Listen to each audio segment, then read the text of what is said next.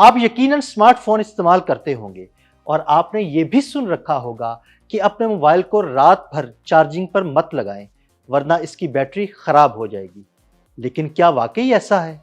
کیا واقعی رات بھر موبائل فون کو چارجنگ پر لگانے سے اس کی بیٹری خراب ہو جاتی ہے؟ آئیے ایسے بہت سے سوالات کے جوابات دینے کی کوشش کرتے ہیں۔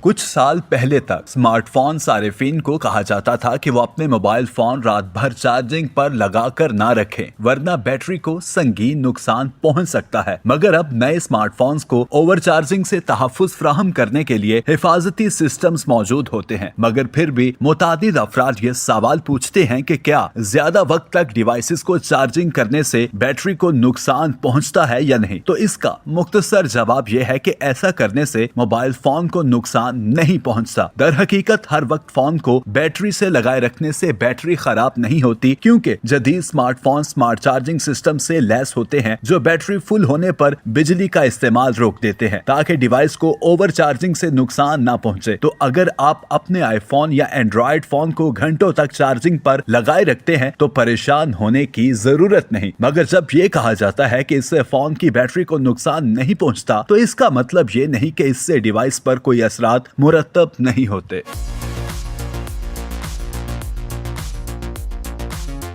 دراصل موبائل فونز کی بیٹریز وقت اور استعمال کے انداز سے تنزلی کا شکار ہوتی ہیں اور آپ کس طرح انہیں چارج کرتے ہیں وہ بھی اس عمل کی رفتار پر کردار ادا کرتا ہے۔ فون کو ہمیشہ گھنٹوں چارجنگ پر لگائے رکھنے سے بیٹری کو اضافی دباؤ کا سامنا ضرور ہوتا ہے، خاص طور پر اگر حرارت بڑھ جائے جو کہ بیٹری کی حقیقی دشمن ہے۔ بیٹری کی صحت کا تعین صرف اس بات پر نہیں ہوتا کہ آپ نے اپنے فون کو کتنی بار چارج کیا، بلکہ اس پر بھی ہوتا ہے کہ ڈیوائس کس طرح وولٹیج، درجہ حرارت اور دیگر عوامل پر رد عمل ظاہر کرتی ہے۔ لیتھیم بیٹریز کی عمر اس وقت تیزی سے ختم ہو جاتی ہیں جب وہ مکمل طور پر ختم ہو جائیں یا 100% چارج ہو جائے۔ فون کو 100% ہونے کے بعد بھی گھنٹوں تک چارجنگ پر لگائے رکھنے سے اضافی وولٹیج کا دباؤ فون کے اندرونی حصوں میں بڑھتا ہے، مگر سب سے بڑا خطرہ اوور چارجنگ نہیں بلکہ حرارت ہے۔ جب آپ کا فون مسلسل چارجنگ پر لگا رہتا ہے یا بہت زیادہ وسائل استعمال کرنے والی ایپس استعمال کرتا ہے تو حرارت پیدا ہونے کا عمل تیز ہو جاتا ہے، جس سے بیٹری کے اندر کیمیائی نقصان کا عمل تیز ہو جاتا ہے۔